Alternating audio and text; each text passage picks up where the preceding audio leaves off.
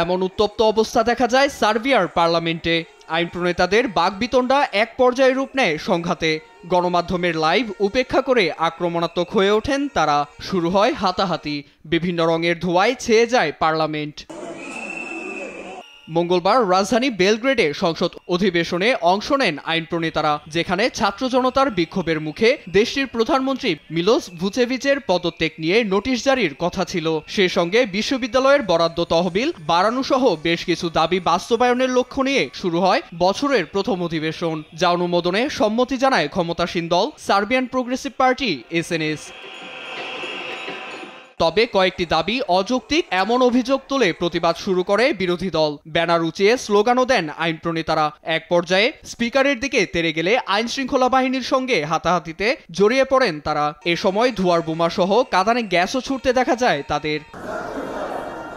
আতঙ্কে সংসদ ত্যাগ করতে শুরু করেন আইন প্রণেতারা।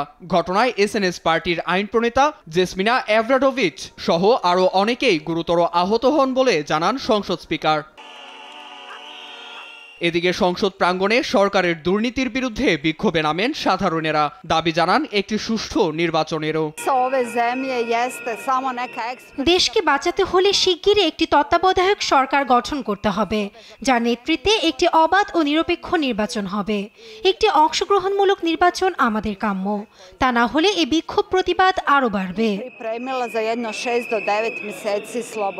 এছাড়া তরুণদের সঙ্গে একতা প্রবীণ রাও।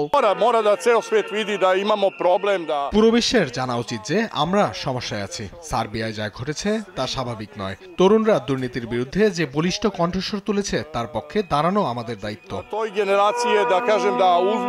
মূলত 4 মাস আগে একটি রেলওয়ে স্টেশনের ছাদ ভেঙে প্রাণ যায় 11 জনের। সে থেকে বিক্ষোভে সার্বিয়ার সাধারণেরা। সরকার পতন সহ দেশের বিভিন্ন খাতের সংস্কারের দাবি নিয়ে রাস্তায় নামেন তারা। নীরব দাস, নিউজ ডেস্ক, দেশ টিভি।